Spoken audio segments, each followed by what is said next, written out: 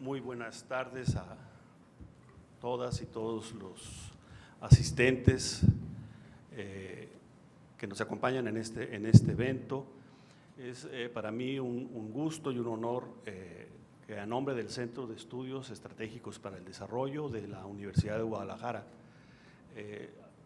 hayamos organizado esta presentación, esta mesa redonda, que tiene que ver con el tema de la educación, particularmente enfocado hacia la reflexión sobre la coyuntura actual, pero sobre todo hacia las perspectivas de futuro, hacia las estrategias que es posible identificar o proponer como salidas a una situación que vemos muchos en el país como delicada, como crítica, en el marco de, por supuesto, de la crisis de la pandemia que nos ha afectado durante los 2 últimos años, no solamente en México, sino en todo el mundo.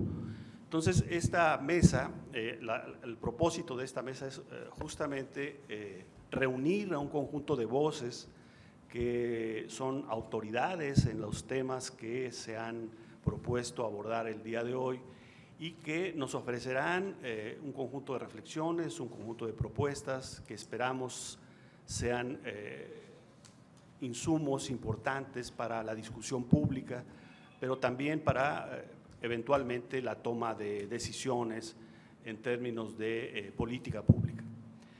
Para ello, el CED, el Centro de Estudios Estratégicos, ha invitado en esta ocasión a 4 de las voces más importantes que podemos encontrar hoy sobre estos temas, ¿no? Vamos a hacer una serie de intervenciones, una ronda de intervenciones, iniciando con el doctor Gilberto Guevara Niebla, que es ampliamente conocido por su papel en el tema educativo, no de ahora, sino de hace décadas, que ha producido una serie de proyectos, una serie de iniciativas basadas en su conocimiento y en su experiencia, no solo en la investigación de temas educativos, sino en la gestión de los problemas educativos, y que ahora, afortunadamente, es el flamante director del Instituto de Investigación Educativa del Centro Universitario de Ciencias Económico-Administrativas de nuestra Universidad de Guadalajara. También nos acompaña la doctora María de Ibarrola, investigadora del Departamento de Investigaciones Educativas del CINVESTAF, de la Ciudad de México, una investigadora también ampliamente reconocida, formadora de varias generaciones de investigadores educativos en México y en América Latina, que ha producido buena parte de los textos seminales con los cuales se ha estudiado el campo de la educación en México, y que es un referente en las relaciones entre educación y mercado de trabajo, no solamente en México, sino a nivel internacional, y que ahora también recientemente fue nombrada investigadora nacional emérita del Sistema Nacional de Investigadores. Gracias, María, por acompañarnos. También está con nosotros el doctor Eduardo Bakov.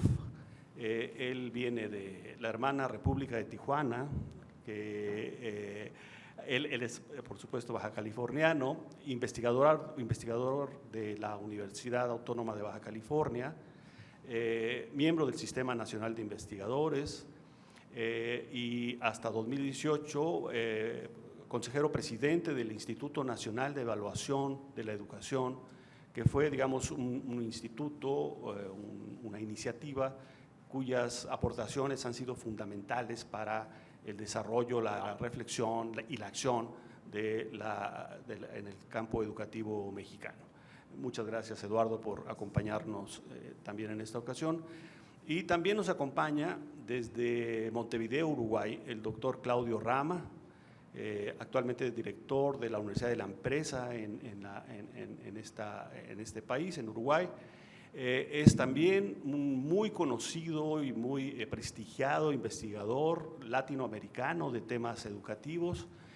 Particularmente en los últimos años ha estado muy enfocado en los temas de la virtualidad, de la educación a distancia, que son, digamos, parte de los temas que hoy mismo forman parte de la agenda de la discusión y de la acción pública en el campo educativo. Muchas gracias, Claudio, por acompañarnos también en esta mesa. Lo que quiero yo señalar, simplemente para dar inicio a este evento, es que las reflexiones que van a ser presentadas el día de hoy forman parte de un libro que acaba de salir, de hecho nos lo acaban de traer aquí mismo, que es Educación, Estrategias para la Recuperación, editado por nuestra Universidad de Guadalajara, y que habrá algunos ejemplares disponibles aquí a la salida del auditorio. Vamos a iniciar entonces con la participación del doctor Gilberto Guevara Niebla y posteriormente daremos la palabra a los siguientes participantes. Gilberto, por favor. Sí, muchísimas gracias. Muy buenas tardes a todos. Gracias por su presencia. Yo quisiera hacer una reflexión de manera muy libre sobre los problemas que presenta la educación nacional. Cuando pienso en educación nacional, pienso en todo el sistema educativo. Yo creo que el primer gran problema dramático, escandaloso, es el contraste que hay entre el gigantismo del sistema. Ustedes saben que este año la matrícula fue de 35 millones de alumnos en el sistema educativo mexicano. Pero esta cifra de 35 millones se alcanzó a una velocidad impresionante. En realidad, lo que detonó el crecimiento del sistema educativo fue el plan de 11 años de 1960. En 1960 teníamos aproximadamente 5 millones de alumnos. Para el año 2000 ya tuvimos 30 millones de alumnos. Y hoy tenemos 35 millones de alumnos. Se dan cuenta, fue un crecimiento espectacular y muy acelerado, muy rápido. Lo que no ocurrió, y que fue trágico, es que creciera en la misma proporción el presupuesto educativo. Entonces nuestro sistema se expandió de una manera espectacular, pero con pocos recursos, cada vez con menos recursos. Entre más crecía, menos recursos.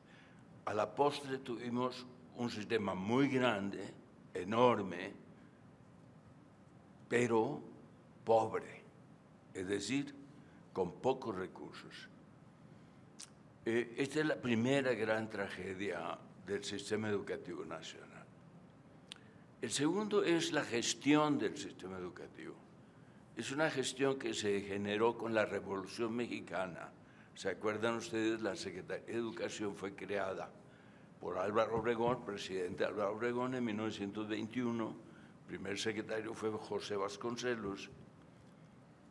Y la verdad es que la educación nació atada o dependiente, digamos, del Estado. Entonces se creó un sistema de control estatal y en 1943 se creó el Sindicato Nacional de Trabajadores de la Educación, un sindicato corporativo, de tal manera que el sector educativo durante muchos años fue visto como un sector amarrado, digamos, al sistema político PRI-gobierno. Es decir, el sindicato siempre fue visto como un instrumento de control del Estado sobre los profesores. El hecho es que este sistema, muy parecido al sistema soviético de la Unión Soviética, se mantiene hasta la fecha. Es decir, incluso en el trayecto, digamos, que se ha recorrido desde entonces, se generó esta estructura, un mismo libro de texto gratuito para todo el sistema. Es una cosa todavía increíble, es algo que ocurría en el siglo XIX, ¿verdad?, en Francia. Pero nosotros estamos en siglo XXI y todavía tenemos un libro de texto gratuito para todos los salones de clase de todo el país. De tal manera que la gestión centralizada y burocrática y corporativa del sistema educativo es otro gravísimo problema que enfrenta México.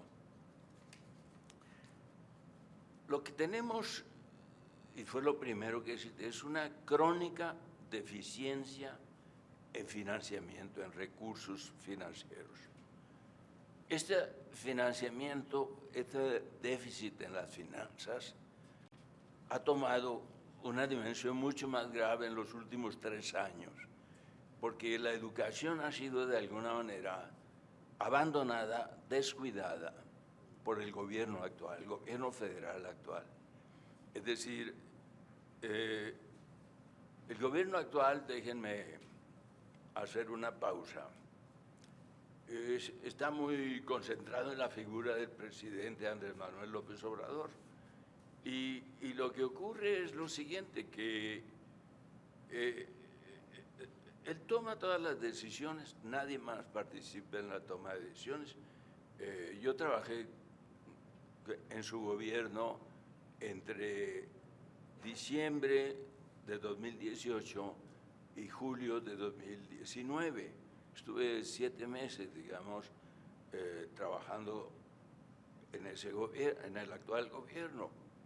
Me puede dar cuenta ahí que el presidente no discute con nadie. Es decir, las reuniones de gabinete, que deberían ser reuniones para dialogar, intercambiar, para la toma de decisiones, pues no, nadie habla más que el presidente. Y si alguien se atreve a hablar, el presidente reacciona con furia, con coraje, se indigna y empieza a usar calificativos muy agresivos contra las personas que se atreven a dar una opinión diferente a la suya, que solo ocurrió 1 o 2 ocasiones en los 7 meses que yo estuve presente.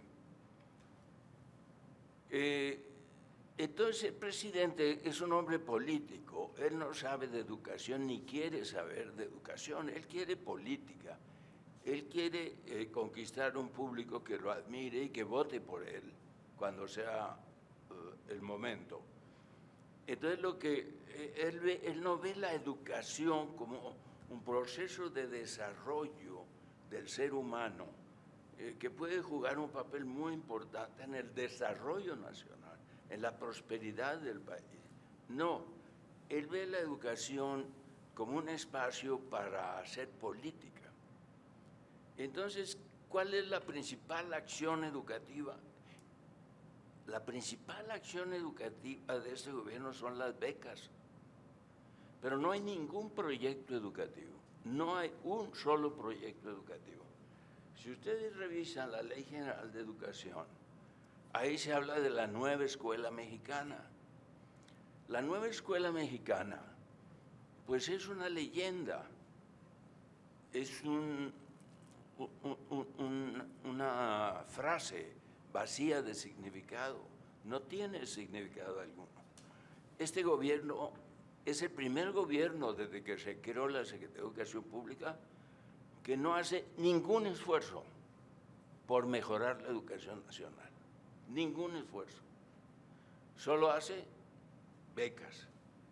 Esa es la manera en que el presidente ve de ayudar la educación. Yo le voy a dar becas a los alumnos. Pero ¿qué es lo que pasa con las becas que da el gobierno de Andrés Manuel López Obrador? Que si ustedes ven el sistema de becas Prospera que existía antes, se le daba la beca a la población más pobre, más desvalida del país, pero junto a la beca se ataba a 3 elementos distintos: educación, alimentación y salud. De tal manera que las reglas de operación de la beca obligaban a la familia que recibía la beca y al alumno, primero, a permanecer en la escuela; segundo, a pasar de grado; tercero, a cuidar su salud. Y todavía tenía otra virtud próspera, que era que la beca para las niñas era un poco más alta que la beca para los niños, de tal manera que estimulaba a las niñas al estudio y contribuía a la equidad de los sexos. Estas becas que hoy se dan no tienen ese paquete, digamos, que tenía Prospera. Son donativos de dinero que se dan, fíjese bien, no a los niños, a los padres de familia. ¿Y quién da el dinero? No es la Secretaría de Educación Pública, es el presidente el que da el dinero. ¿Me explico? El contenido político de la beca clientelar es evidente y, ¿cómo decirlo?, groseramente clientelar, ¿no? Porque el presidente, fíjense dónde comienza, ¿a quién le dan la beca? En Prospera, a través del INEGI, se tenía muy bien focalizada a la población susceptible de recibir becas. Aquí el presidente decidió, lo primero que dijo cuando tomó la presidencia fue que INEGI era una agencia neoliberal y descalificó a INEGI técnicamente. Entonces creó un equipo bajo su mando directo, que se le llamó los servidores de la nación. Es en realidad un equipo de personas jóvenes contratadas por el presidente.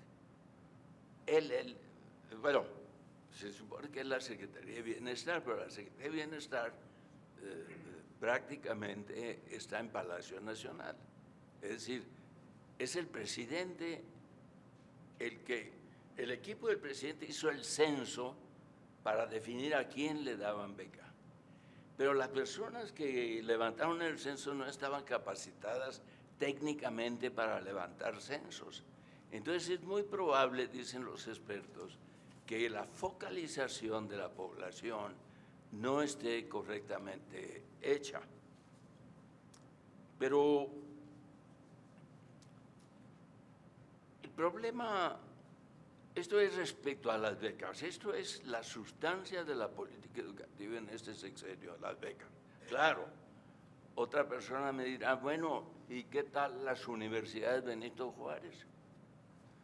Porque esa es otra idea, esa sí es una idea educativa propia del presidente y que hay que reconocérsela.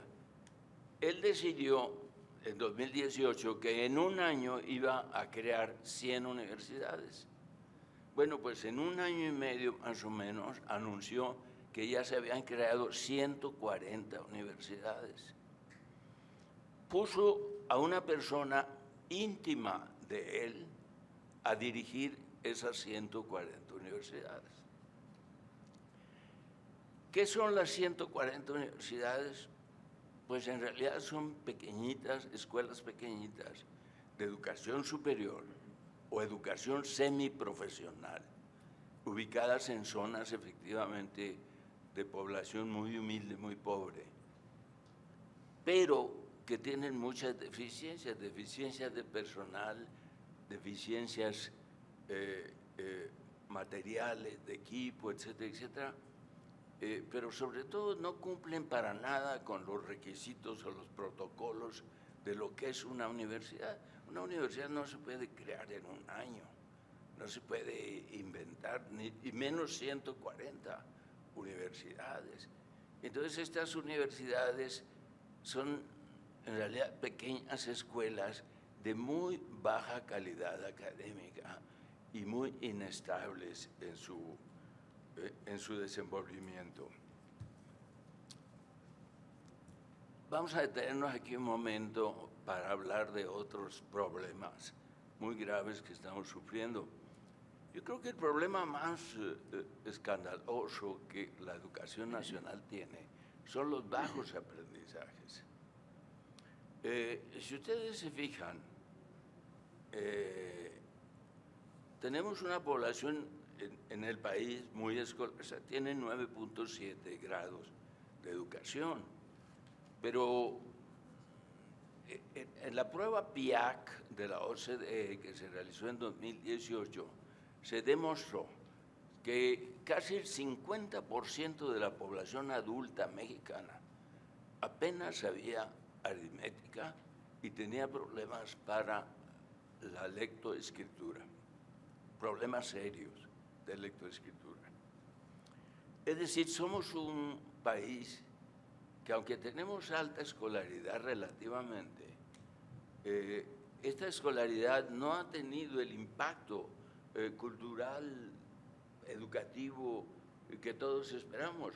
Los niños que terminan la escuela primaria terminan sin saber lo que se exige que aprendan en la escuela primaria. Por ejemplo, en el examen Planea de 2018 para alumnos de sexto año de primaria, el 49% de los alumnos que presentaron el examen de lengua y comunicación, el 49% obtuvo calificaciones insuficientes, quiere decir, para llamarlo de otra manera, calificaciones reprobatorias, ¿no? Y en matemáticas el porcentaje fue de 59%, o sea, casi 60%. Eso quiere decir que los muchachos, nuestros jóvenes, cuando terminan la primaria, no saben lo que queremos que sepan cuando terminan la primaria. No están aprendiendo. Tenemos una escuela pobre, como he dicho anteriormente, con pocos recursos materiales, y tenemos una escuela pobre también en resultados de aprendizaje. Pero un último factor que también es preocupante, es pobre también la escuela materialmente, ¿eh? Hay muchas escuelas que tienen problemas de drenaje, problemas de agua potable, problemas de electricidad, problemas de infraestructura elementales. Y pues aún así el sistema educativo sigue avanzando. Ahora, creo que me consumí por la lentitud con la que hablo el 99% de mi tiempo. Es decir, la pandemia pues trajo consigo un desastre para la educación, como ustedes saben. Se perdió un año de escuela, o más de año y medio. ¿Qué se perdió? No lo sabemos con precisión, pues sabemos que se perdieron aprendizajes y tiempo de formación, de desarrollo psicológico, moral, social, de los jóvenes, de los niños y los jóvenes. Bueno, se ha regresado a clases recientemente. Bueno, pero ¿qué es lo que el Estado ha hecho para enfrentar las consecuencias negativas de la pandemia en educación? Pues muy poco. Hizo ciertamente un esfuerzo con el programa de Aprende en Casa que se transmitía por televisión, pero casi todos los países desarrollados y no tan desarrollados durante la pandemia hicieron una gran inversión en educación, pensando principalmente en el desarrollo de habilidades digitales y en la compra de equipo de cómputo para alumnos y para maestros. Es decir, Alemania invirtió 6.000 millones de euros, Canadá invirtió otra cantidad formidable. En México no se invirtió un solo peso. Incluso en el regreso a clases, si ustedes preguntan a cualquier gobernador, la ayuda que recibieron de parte del gobierno federal fue lastimosamente miserable. Es decir, al gobierno de Jalisco le mandaron 6 cajas de cubrebocas, ¿no? 6 paquetes de cubrebocas que apenas alcanzaban para 1 o 2 escuelas. Es decir, no ha hecho ninguna inversión significativa el actual gobierno para enfrentar los efectos educativos de la pandemia. Me gustaría seguir desarrollando el punto, pero lamento no tener tiempo, pero si hay oportunidad en el momento de las preguntas, con mucho gusto atiendo sus dudas. Gracias. Sí, muchas gracias. Muchas gracias, doctor Guevara. Cedo la palabra a la doctora María de Ibarrola.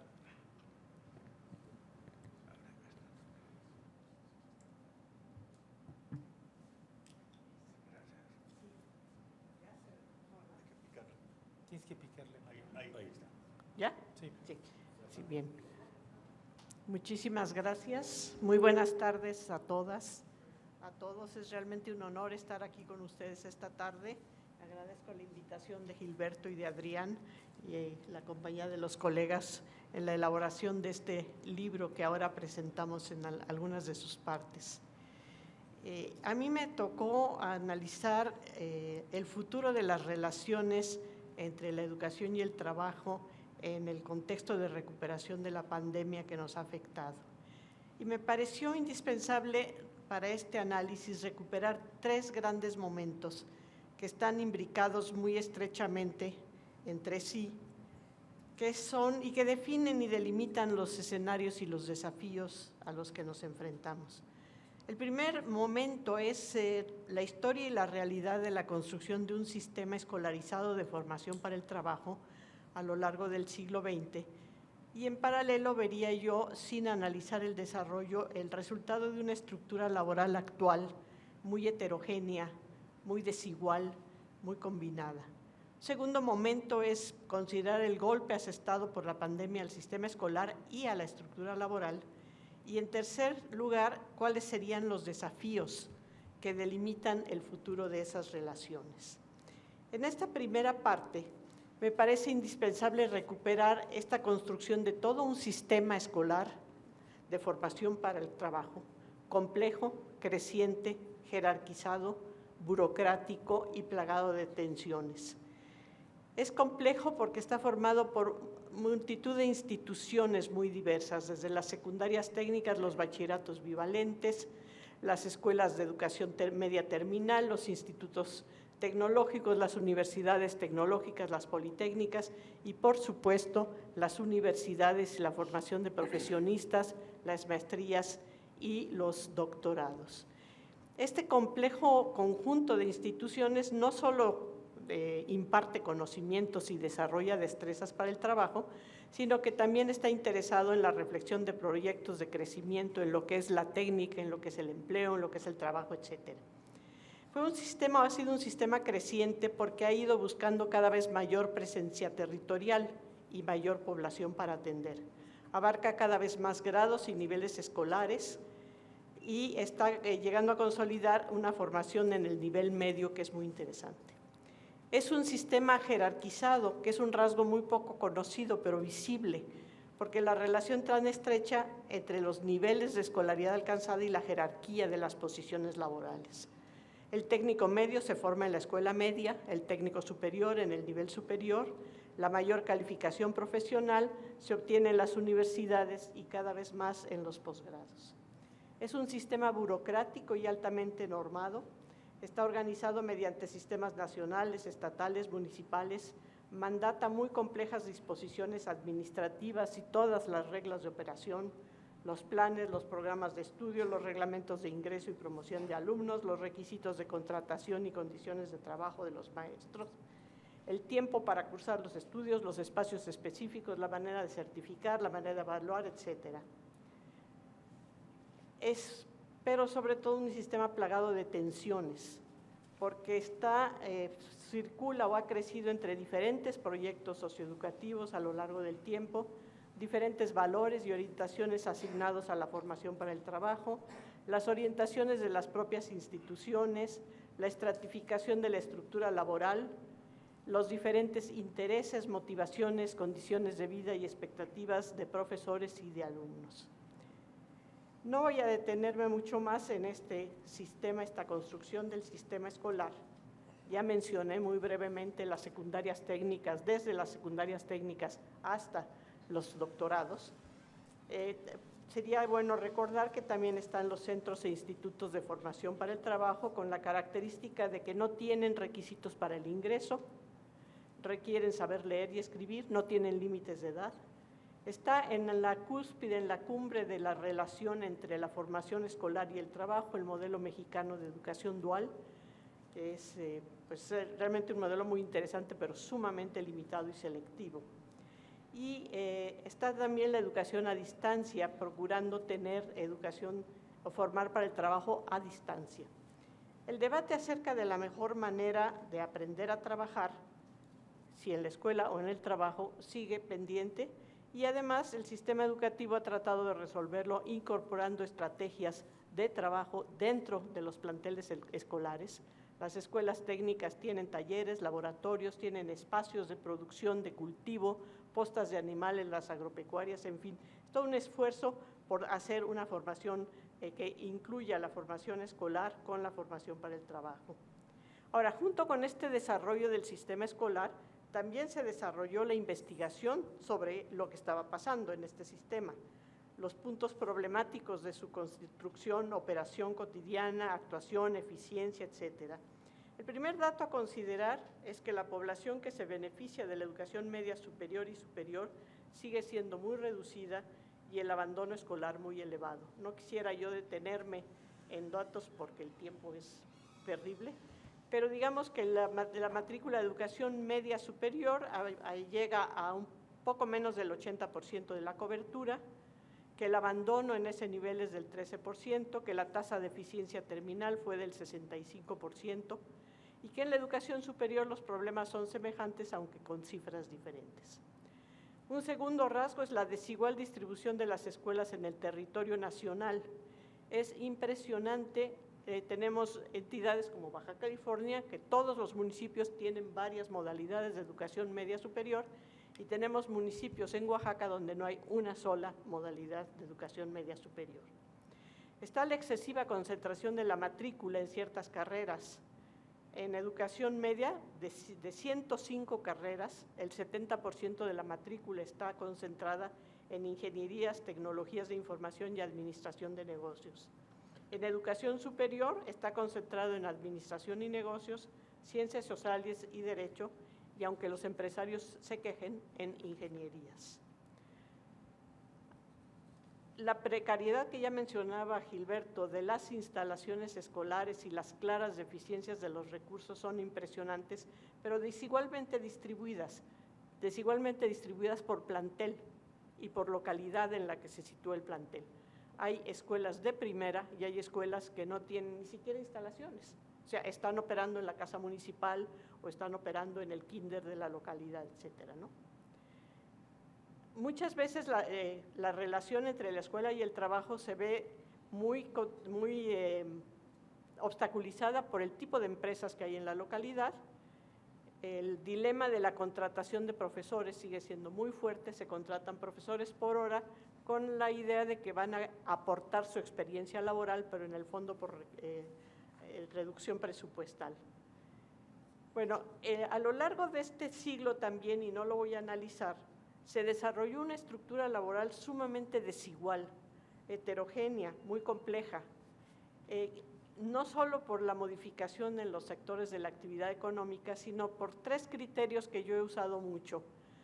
Primero, la diferencia entre los que se orientan, el trabajo que se orienta a la ganancia, a la productividad, o el trabajo que presta para el servicio público, o el trabajo independiente que busca nada más la subsistencia de la familia.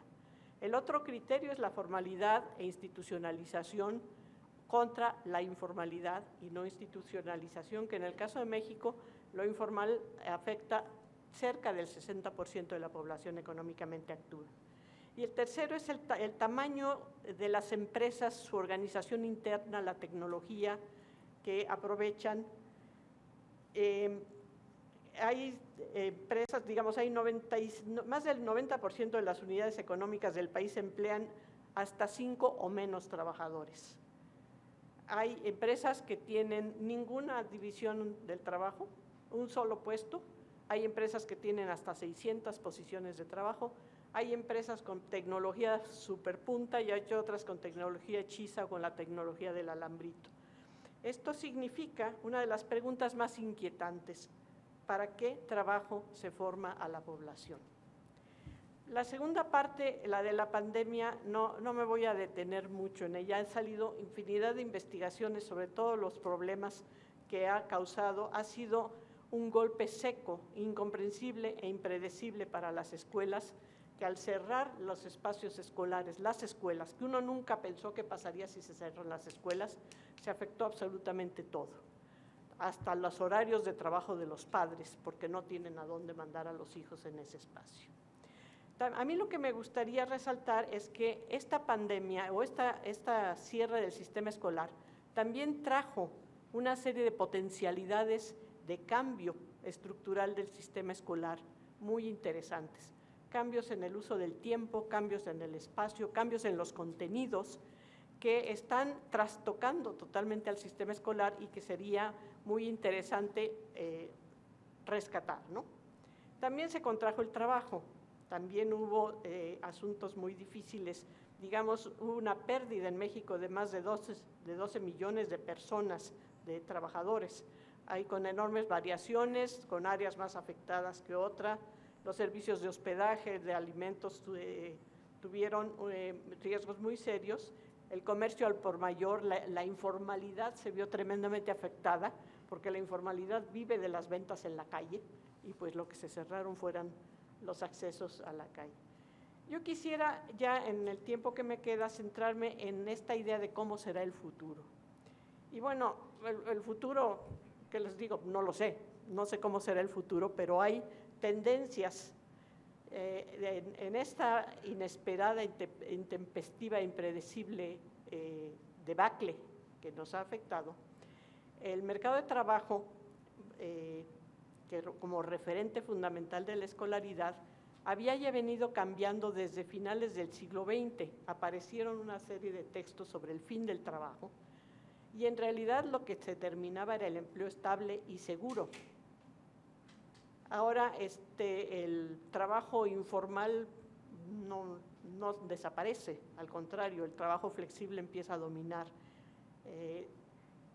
Tenemos la idea de la discusión de si finalmente entenderemos que no habrá trabajo para todos y que va a funcionar una renta universal para todos. Se consideran los efectos de la industrialización sobre el cambio climático, el reconocimiento a la economía de los cuidados y la importancia económica del trabajo doméstico, otras visiones del desarrollo, la economía sustentable, la economía social, etcétera, ¿no? Entonces, ¿hacia dónde se orientan los sistemas escolares de formación para el trabajo cuando este último deja de ser una de las fuentes más importantes de la identidad? La mayor exigencia del trabajo en el futuro parecería estar centrada en tres grandes tipos de formación: el dominio de las tecnologías de información y comunicación, el conocimiento complejo como base de la economía y una serie de competencias y habilidades denominadas habilidades del siglo XXI. Esta estrategia de tecnología e información es realmente para mí la base de todo lo demás, que ha llegado a la denominación de una literacidad digital como elemento fundamental de lo que será la educación para el futuro. Pero no se trata nada más de entender las nuevas formas de comunicación, ni siquiera de programar. Se trata de lo más importante que siempre ha sido comprender, seleccionar, razonar, argumentar la abrumadora cantidad de información a la que se accede. Y la economía del conocimiento no es esta idea de que ahora vamos a tener más necesidad de más maestros y más doctores. Lo importante es que es un conocimiento complejo que deberá de ser compartido, una adecuada distribución del conocimiento mismo en redes. Y la tercera, las competencias, pues hay varios tipos de competencias. El concepto mismo fue relativamente fácil de aceptar en el sistema escolar, pasar de objetivos a competencias con un simple cambio de denominación. Lo mismo eran objetivos de competencias de preescolar, en el primer grado de preescolar se alcanzan tales competencias, en segundo, etcétera, ¿no? Aparecen las competencias socioemocionales, las competencias blandas y la necesidad absoluta de impulsar el autoconocimiento, la autorregulación, la conciencia social, la colaboración, etcétera. En estas referentes claves para el futuro, hay movimientos sociales actuales muy importantes que están influyendo en lo que está pasando. Para empezar, es importante decir que no pasa esto de igual manera en todos lados. Son tendencias muy desiguales que afectan de manera muy intensa a algunos grupos y otros grupos no. Tenemos como uno de los fenómenos, movimientos más importantes, los cambios demográficos. Y ahí hay dos que quisiera yo resaltar. El incremento de la esperanza de vida, más de 15 años de esperanza de vida de la población, ha generado tres desafíos. Por un lado, un alargamiento impresionante de la juventud hasta los 29 años, cuando las mayorías de edad se alcanzan a los 18. Y esto implica que el sistema escolar va a tener exigencias de atender a esta población hasta los 29 años. Por otro, el alargamiento de la edad productiva más allá de las edades regulares de la jubilación y el gran problema de una población que tiene jubilación obligatoria a los 60, 65 años y que no tiene ni función orgánica, ni ingresos, ni razones para seguir viviendo. Y el tercer desafío es todas las condiciones de los adultos mayores que afectan los sistemas de salud y también los sistemas educativos. El otro son los intensos movimientos de… Perdón. ¡Ah! Los intensos movimientos migratorios. Y el tercero es el feminismo, pero todos estos tienen también un nuevo tipo de estudiante. El sistema educativo, además de esto, va a tener que reconocer estudiantes con trayectorias muy complejas, itinerarios muy diversos y una gran cantidad de retorno de adultos, de mujeres, jóvenes y adultas, de todo tipo de personas de toda edad regresan al sistema escolar. Ahora, ya para terminar, yo dijera que para mí quisiera decir que las experiencias que ha habido ofrecen la potencialidad de cambios estructurales en lo que ha sido la red escolar. Y uno de mis temores es que no haya cambios, que el peso tan fuerte de la institución escolar no permita que se den cambios importantes. Y aparece ahí, me parece, el concepto de anomia, esta idea de que las instituciones han perdido su capacidad de encauzar el comportamiento hacia el logro de las metas culturales. Y la anomia no es que la gente no haga nada, la anomia es que hacen mucho, totalmente desorganizado, totalmente intuitivo. Y para mí lo importante en este momento sería exigir respetar la diversidad de respuestas puntuales que se están dando en muchos lados, lograr que se hagan proyectos concretos entre todas las instituciones, desde el preescolar hasta la universidad, para atender el desarrollo local y que se dé un enorme esfuerzo de coordinación nacional, de imaginación para rescatar las posibilidades y sobre todo de generosidad, porque los celos institucionales ha sido de lo que más ha impedido los cambios. Pues aquí termino porque se acabó mi tiempo. Muchas gracias por su atención. Muchas gracias, María. Seguramente va a haber algunos minutos al final para hacer algún comentario o preguntas por parte del público. Cedo la palabra ahora al doctor Eduardo Backhoff. Gracias, Adrián. Gracias, Gilberto, por supuesto al rector Padilla y a ustedes que están aquí enfrente escuchando algunas reflexiones que les pueden ser de utilidad e interés. A mí me tocó, porque mi especialidad así lo marca, tratar de imaginarme qué es el futuro de la evaluación en la educación. Y para ello no tuve más que recurrir a, primero, tratar de dar una repasada de qué es el pasado de la evaluación y un poco asomarnos a lo que pudiera ser el futuro. Y creo que es muy importante hacerlo, primero porque la evaluación ha sido denostada duramente por este gobierno, tan denostada que eliminó a un Instituto Nacional para la Evaluación de la Educación, que a mi manera de ver era ejemplo a nivel iberoamericano, y ha quitado prácticamente la palabra evaluación de todos los documentos gubernamentales de la Secretaría de Educación Pública. Es increíble lo que… Pero esto sucede en un momento muy desafortunado para el país, porque llega la pandemia, como lo dijo María Ibarrola y también Gilberto, pues desordena el sistema educativo, manda a todos los estudiantes a su casa y se atienden conforme Dios les dio a entender.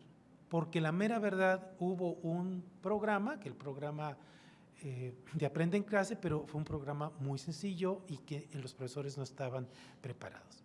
Bueno, ¿por qué sería importante la evaluación en términos generales, independientemente que sea educativa o que no lo sea? En principio yo diría porque los servicios públicos que ofrece un país deben de estar sujetos a evaluación constante para verificar que todas las personas puedan tener acceso a dichos servicios. Llámese salud, educación, seguridad, el que ustedes gusten y manden.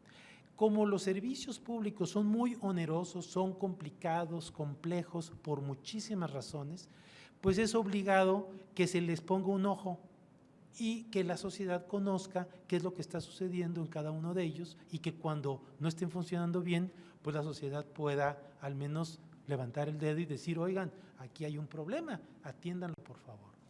En cualquier país democrático, la rendición de cuentas, que es otra de las cualidades o de los atributos que tiene una evaluación, es fundamental. Si no hay rendición de cuentas, pues hay opacidad, y si hay opacidad, pues nadie sabe qué es lo que está sucediendo en el sector, en este caso, en el sector educativo. El sector educativo es en México y en cualquier lado es de los más onerosos que tiene los países y por lo tanto necesitan tener mucho más, por un lado vigilancia, pero por otro lado también esa parte romántica, lo voy a decir, que la evaluación o los evaluadores les vendemos al público. Y la parte romántica es decir que nosotros vamos a evaluar, eso lo hacíamos en el INEE o lo podemos hacer individualmente, vamos a evaluar las políticas y programas educativos, les vamos a decir qué tan bien están funcionando y con base en los resultados los servidores públicos tomarán de muy buena manera dichos resultados e harán todas las modificaciones para que se arreglen aquellos problemas que se identifican a través de la evaluación. Bueno, esa, premisa se ha visto que no funciona. En realidad hay un desencanto por parte de la gente en general y de los políticos y también de los especialistas en educación, incluyendo los de evaluación, de que en realidad las evaluaciones no sirven para mucho. Y se les ha dicho, pues ustedes hacen evaluaciones, pero nadie les toma en cuenta absolutamente nada. Y harán evaluaciones una tras otra vez. Pensemos, por ejemplo, en PISA.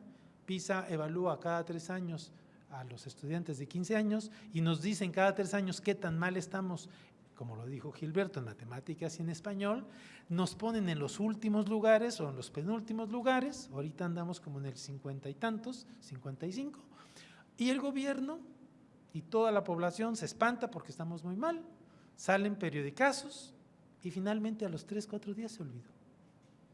Por los próximos 3 años pasa exactamente lo mismo y poco se puede decir que las autoridades utilizaron los resultados de la evaluación para mejorar la educación. Entonces, a este modelo, por decirlo así, romántico que yo les comento, se les conoce como el modelo instrumental, el modelo que comenzó a operar desde los años 60 y que pensamos que con ese íbamos a revolucionar totalmente la educación. Y en realidad no pasó gran cosa. Hay un modelo nuevo, matizado del anterior, que dice, mira, la evaluación no sirve para mejorar las cosas, porque las autoridades, a nadie le gusta que le digan que están haciendo mal las cosas y mucho menos van a tomar esa información para hacer los cambios que se requieren y que externos a ellos se los están mostrando públicamente, ¿no? Pero sí sirve por lo menos para que la gente esté informada. porque en algunas ocasiones, y lo digo con toda sinceridad, al INEE se le acusó severamente por propios investigadores educativos. Decía, si no se utiliza la información que ustedes están haciendo, entonces ¿para qué se gastan millones de pesos para algo que en realidad no tiene demasiada utilidad? Y yo digo, claro que tiene utilidad. No en esta idea que se tenía originalmente, pero sí al menos en tener informados, por lo pronto, a la sociedad de los problemas que tienen los distintos sectores, en este caso el educativo, y que las autoridades sepan que el público, que la sociedad y que la ciudadanía está atenta y que está informada. Y vuelvo a repetir, no es lo mismo el día de hoy, después de 20 años de PISA, a que nunca hubiéramos tenido PISA, a que nunca hubiéramos tenido Planea, aunque nunca hubiéramos tenido otras evaluaciones y estuviéramos en la inopia, sin saber exactamente en dónde estamos. Y por lo pronto sabemos que estamos mal, que sabemos que estamos mal en matemáticas, que en comprensión lectora, y que después de 20 años no hay mejora. O la mejora es tan minúscula que no se alcanza a percibir. Pero lo sabemos. Y sabemos y nos da ventaja para hacer cosas adicionales. Y un nuevo modelo que ahora está más de moda en términos de evaluación, le llaman el modelo persuasivo. Es decir, no solamente basta con que nosotros estemos informados, sino que esa información nos ayude a persuadir al gobierno de que haga cosas. Y sea porque seamos parte del gobierno o porque seamos, la sociedad civil o partidos políticos contrarios al gobierno que estén tratando de empujar que se hagan cosas y de persuadir al gobierno que se haga aquello que sea lo necesario para mejorar. Entonces, la evaluación no produce un cambio en automático, pero sí produce información, produce transparencia y te da elementos para que los ciudadanos organizados o los mismos partidos políticos puedan persuadir para que se hagan ciertos cambios. Entonces, eso es un aspecto que creo que es muy valioso. En la educación, pues los educadores, los maestros están muy bien informados están muy bien contextualizados sobre la evaluación de clase, del salón de clases. Evalúan a todos sus estudiantes para poderles dar una calificación y finalmente una nota aprobatoria o reprobatoria. Es decir, la evaluación es parte consustancial de la educación. Se enseña para que se aprende y se evalúa para verificar que se aprendió. Y si no, pues se repite, digamos, de alguna manera el ciclo. Sin embargo, es muy difícil para un sistema educativo cumplir con todas las funciones que tiene. Y la más facilita que les puedo poner es darle servicios de calidad a todos y cada uno de los ciudadanos de nuestro país, que son y somos muchísimos, cerca de 50 millones de estudiantes entre 3 y 29 años, para tener una idea. Entonces, llevar esos servicios educativos y de calidad, pues parece una utopía. Ustedes en su propio estado váyanse a cualquier ranchería y se van a dar cuenta que las escuelas de esa ranchería están mucho menos preparadas en todos los sentidos que las de la ciudad de Guadalajara. Y esto pasa en todos los casos. Pero se requiere en todo caso, por la magnitud de esa empresa que es la del sistema educativo, llevar educación de calidad a todos, pues tenerle, digamos, hacer evaluaciones para que podamos nosotros identificar en dónde sí y en dónde no. Pongo el ejemplo, porque este es el punto ahorita, del COVID. Gilberto comentó algo sobre si sabemos que se perdieron aprendizajes en los estudiantes. Y por ahí dicen, pues se perdió un año, hay otros dicen, pues se perdió 2 años, hay otros dicen, pues se perdió medio año. Sin embargo, no hay evidencias sólidas que te digan en México cuánto se ha perdido, en qué lugar, en qué grados y en qué asignaturas. Tenemos simplemente estimaciones, pero no han sido digamos, evaluaciones serias que nos digan exactamente dónde estamos en el problema. Nadie sabe tampoco cómo funcionó el programa de Aprende en Casa. Por ejemplo, se sabe que cerca del 60% de los hogares no tienen servicios de internet. Entonces la pregunta es, ¿y qué hicieron esos estudiantes durante año y medio? ¿Aprendieron? ¿Aprendieron algo? ¿O no aprendieron? ¿En qué medida los papás fueron copartícipes de ayudarles a los estudiantes de que siguieran aprendiendo? Tampoco lo sabemos. ¿En qué medida los profesores utilizaron los medios digitales no para comunicarse con sus estudiantes, sino para comunicarse pedagógicamente con sus estudiantes, para impartir clases o para impartir las materias o para lo que fuera necesario desde el punto de vista didáctico? Tampoco. Y mi estimación es que es muy poco. ¿Por qué? Porque había un grado de iliteracidad, si así se dice, María, en los propios profesores para el uso de los medios digitales. Sabían utilizar el WhatsApp, sabían utilizar el Messenger, sabían utilizar en algunos casos la computadora, pero muchos maestros, sobre todo de edad y de zonas rurales, no sabían hacer eso, pero para nada. Y ustedes lo pudieran medir. ¿Qué se sabe? Nada. ¿Por qué? Porque no se ha evaluado. Entonces, en una situación de emergencia, imagínense que están ustedes en una situación de enfermedad y no tener los instrumentos para poder diagnosticar esa enfermedad y saber qué hacer, pues es algo similar a lo que nos está pasando en México, ¿verdad? Es una situación, es una crisis terrible y que no sabemos efectivamente qué ha pasado, qué papel jugaron los directores, por ejemplo, de las escuelas. Si alguien pudiera decirme, si alguien tuviera idea de cómo le hicieron los directores. Y hay un artículo que se va a publicar muy recientemente que te dicen, los directores tuvieron problemas en todas las áreas para comunicarse con sus profesores, para comunicarse con los padres de familia, para que los profesores se comunicaran con los estudiantes y con los padres de familia, etcétera, etcétera. Pero no lo sabemos. Entonces la evaluación, digamos, es el instrumento que te da, es uno de los instrumentos que te da información, si lo haces bien, primero para saber cuál es el problema y segundo para tomar las decisiones que correspondan. Pero si no tenemos información, es como el médico que no tiene ningún análisis clínico para poder resolver sus problemas. Entonces, ¿qué viene en el futuro? Si nosotros tenemos un problema tan grande como es el problema del COVID, ¿qué podemos hacer en el futuro?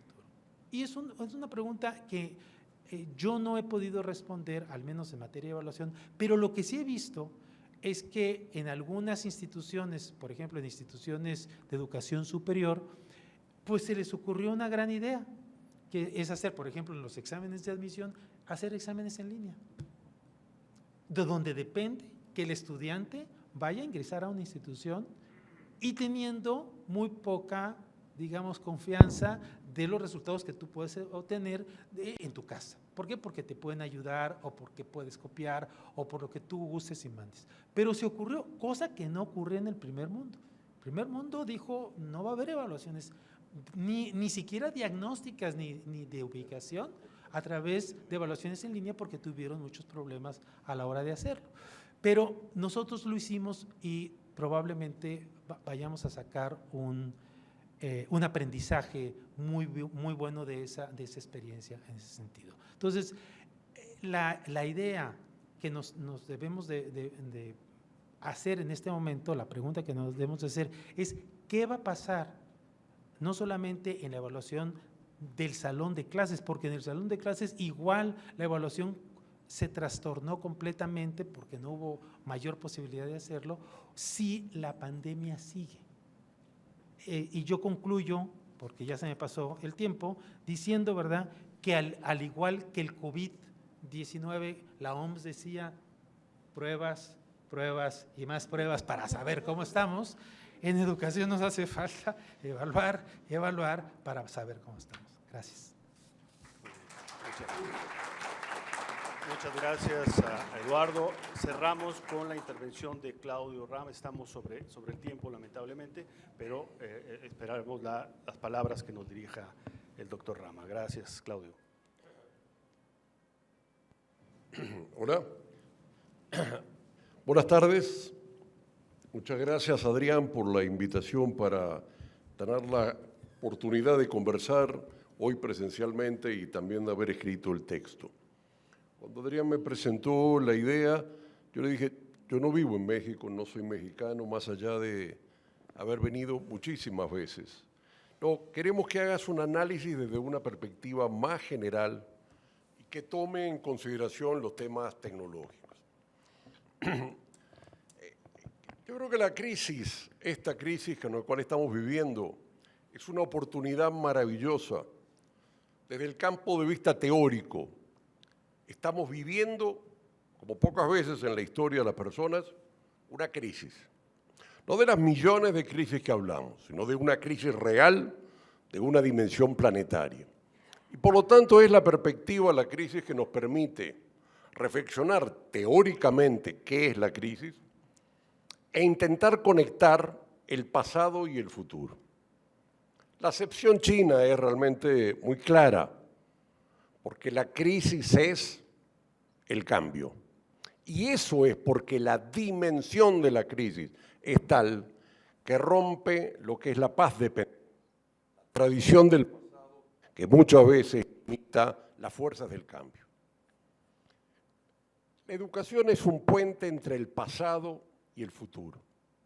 Aprendemos con programas del pasado, con teorías del pasado, sobre mercados laborales del pasado, en contextos del futuro donde hay diferenciación de los mercados, de los conocimientos, de los espacios del trabajo. O sea que la educación ya es de por sí una buena mirada para intentar conectar el pasado y el futuro, para intentar conectar qué fue la educación del pasado a qué puede ser la educación del futuro. Sin lugar a duda que la prospectiva es un campo disciplinario complejo y no existe prospectiva como una base científica total y aún simplemente lo que tenemos es escenarios prospectivos, como diría el equipo de Juvenals y de la revista Futuribles. Por lo tanto, mirar el pasado y mirar el futuro siempre es riesgoso, porque podemos mirar alguna de las tendencias y no la totalidad. Si uno intenta mirar la educación desde un proceso histórico largo, para encontrar alguna de las tendencias estructurales, hay dos que para mí son vitales, que son aquellas que han permitido que la educación tenga el nivel de cobertura, el nivel de importancia y la significación en términos de las transformaciones. Una es la diferenciación. La diferenciación es un elemento estructural. Se diferencian los campos disciplinarios porque aumenta el conocimiento. Se diferencian las instituciones. Se diferencian los tipos de estudiantes a medida que se aumenta la cobertura. Se diferencian los modelos, se diferencian las didácticas, se diferencian las pedagogías. Estructuralmente estamos en un proceso de diferenciación. Y esas diferenciaciones chocan permanentemente con modelos cerrados, con arquetipos institucionales, con concepciones cerradas de cómo debe ser el proceso de enseñar y aprender. Lo que estamos viendo en este contexto de crisis es que las tendencias de la diferenciación que ya existían se han acelerado. Estas tendencias de la diferenciación fueron incorporando, no solo, si lo tomamos simplemente en las modalidades, que teníamos una modalidad presencial. La diferenciación primero fragmentó entre la presencialidad sincrónica y lo asincrónico. Es el libro, es Gutenberg. Son los recursos de aprendizaje. Es lo que llama Gate las generaciones de la educación a distancia, que es a partir de recursos de aprendizaje congelados, envasados, que de alguna forma se fragmenta el proceso de enseñanza entre la actividad sincrónica y la actividad asincrónica, entre el trabajar en el laboratorio, entre el trabajar en la educación dual o en simplemente la extensión y la práctica profesional.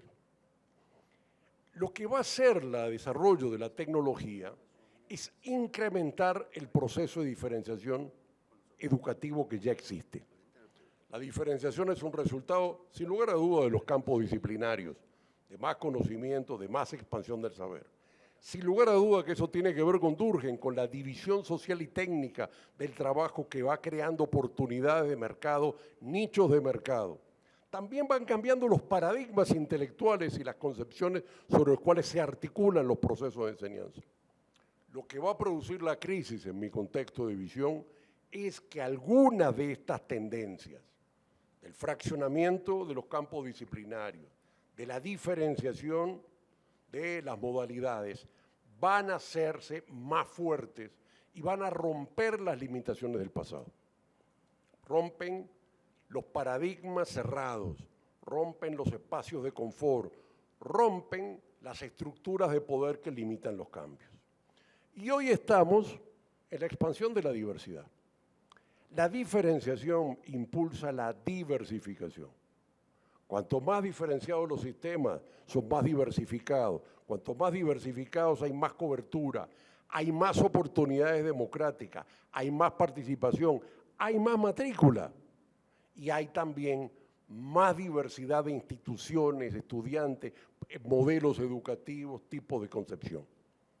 Dentro de los procesos de diferenciación, la tecnología es de los motores más importantes, porque la educación es un componente vinculado a las tecnologías de comunicación e información, por el envase de los contenidos, por el significado de los intangibles del saber.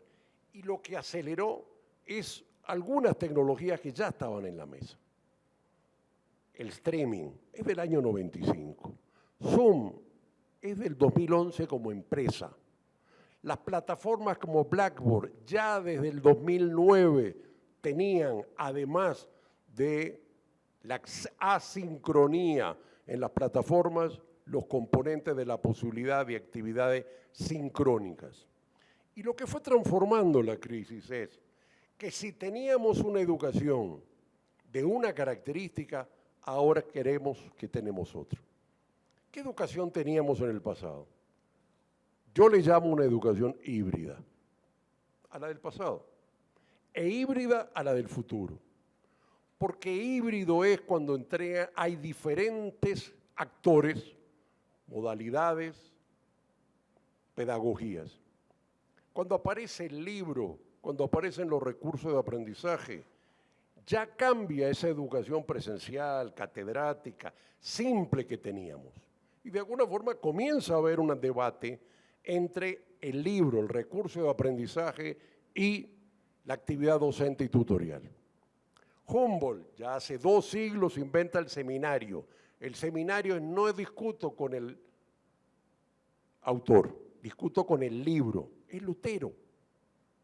No tengo la enseñanza del maestro o del obispo, tengo el libro y las enseñanzas. Hoy lo que pasamos a tener es una educación híbrida digital. Sincronismo en las plataformas.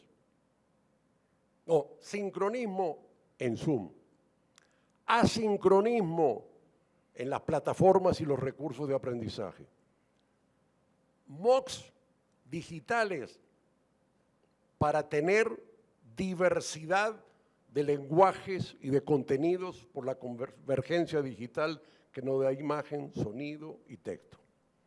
Y lo que pasamos, por lo tanto, en la diferenciación es un camino que ya veníamos en una educación híbrida desde que irrumpe, inclusive no el libro y Gutenberg, si quieren antes, desde que aparece el papiro, o aún antes, desde que aparece la escritura, porque antes era la oralidad. Y ahora pasamos a una educación totalmente virtual en lo posible, donde tenemos lo asincrónico, lo sincrónico y los recursos de aprendizaje digitales. Como alguna vez tuvimos todo en analógico o todo en presencial. Porque la crisis lo que hace es acelera, sin lugar a duda, acelera buscando ¿qué? Eficiencia, acelera buscando cobertura. ¿Cuánta gente hoy más puede llegar a acceder al conocimiento que hace apenas 2 años? ¿Cuántos congresos se pudo participar en forma virtual ahora que antes había que estar en presencial? ¿Cuánto ha aumentado la conectividad, el acceso? Sin lugar a duda que el tema aquí se nos pone en la mesa era, teníamos una educación presencial desigual. Porque la educación presencial, lo presencial es limitado. Te doy educación todos los días a las 8 de la mañana, de lunes a viernes, donde yo digo en el aula que yo quiero. No donde tú quieres. Tu derecho a la educación es en los límites que yo pongo como modelo tecnológico. Y tiene cortes, grupos cerrados, porque si meto más, cae la calidad. Y tiene una estructura de costo. Y eso es limitación al derecho a la educación. Porque la tecnología es lo que permite el derecho a la educación. No el papiro encerrado o el maestro, el libro. Esta maravilla que nos acompaña y que ahora pasa a ser también virtual, de acceso virtual. Y por lo tanto, más masivo su acceso. Decía el rector, una vez alguien me dijo, ¿qué es lo que tú haces? ¿Eres editor? No, vendo papel, porque aquí lo que está es el valor del papel, la tinta y la impresión. El conocimiento es mínimo, como valor. Este es el aceleramiento del cambio. Y de alguna forma se rompieron las limitaciones. ¿Es que la educación a distancia es nueva? ¿O la educación virtual? 15% ya tenía América Latina de cobertura. 34% de los países desarrollados. ¿Hace cuánto tiempo que sabemos que podríamos acceder a las clases, a algunas conferencias, a algunos elementos de formación en lo virtual? Bueno, ahora estamos en cuáles son las limitaciones de lo presencial y lo estamos descubriendo. Sin lugar a duda que lo presencial tiene enormes limitaciones, pero ahora también descubrimos las limitaciones de lo virtual, la conectividad, la formación de los docentes, el costo de la conectividad, la necesidad de adquirir competencias y por lo tanto que hoy los desarrollos tecnológicos digitales todavía no logran permitir las formaciones de ese modelo de simulación. La necesidad de la interacción social, porque la educación no es solo crear competencias. En ese sentido es que eso refuerza el modelo híbrido. No como el modelo híbrido digital que pudiéramos, sino un modelo híbrido que va a incorporar componentes presenciales, diferenciado por las normativas, por las legislaciones, por las fuerzas del pasado, por las restricciones de las concepciones, pero sin lugar a duda que hay un cambio. El cambio es el futuro. En 1920, cuando se produce la crisis, hay un autor americano, ruso que habla, que es Krondatriev, que explica por primera vez los ciclos tecnológicos. Y nos explica que el mundo se caracteriza por ciclos tecnológicos. Este ciclo tecnológico que él ve avanzar es el ciclo de la cadena de montaje, del Fordismo, de la producción idéntica de unidades iguales. Y ya preveía que ese ciclo iba a terminar. En los 70 empezó otro ciclo, que es el ciclo digital, el de la automatización, que va transformando todos los sectores, desde la cámara fotográfica, la producción de libros, las cadenas de montaje y todo. Bueno, lo que la crisis hizo fue acelerar lo que estaba, el ciclo tecnológico que estaba, que es la primera revolución digital. Hemos tenido 4 revoluciones tecnológicas, pero los estudios muestran que los ciclos tecnológicos vienen desde 1200 en adelante, sea la pólvora, los canales, los molinos, la forma de producir la madera, etcétera, etcétera, etcétera. Bueno, hoy empezamos en un ciclo digital y tendremos un ciclo digital el primero y avanzarán nuevos, con más automatización, con más lógicas cuánticas, y ese es el escenario que nos hace pensar el pasado y el futuro. El pasado es educación y el futuro es también educación, pero probablemente no sea una educación presencial con apoyo en algún componente de distancia o analógico o de recurso de aprendizaje, sino que tengamos cada vez más una educación digital con componentes presenciales. Y de alguna forma es el desafío. ¿Hasta dónde podemos ver el futuro? Es claro que es imposible, pero todo apunta a que todos, hoy la crisis nos han dado un nuevo paradigma, que hace 2 años existía, no ha habido ningún cambio. Lo que realmente cambió en nuestra cabeza. Tomamos conciencia de la realidad. Gracias. Muchas gracias a Claudio Rama por su intervención. Lamentablemente no va a haber tiempo para hacer comentarios, ya estamos sobre el tiempo, ya están solicitando el auditorio. Entonces, agradezco a todos sus intervenciones. Creo que han quedado sembradas, planteadas aquí algunas claves, algunas reflexiones que seguramente darán pie a mayores reflexiones por parte de todas y todos los que nos han acompañado. Agradezco nuevamente a todos su presencia, al rector del Centro Universitario de Ciencias Económico-Administrativas, el maestro Gustavo Padilla, al Centro de Estudios Estratégicos para el Desarrollo, a nombre de la comunidad universitaria. Muchas gracias y buenas tardes.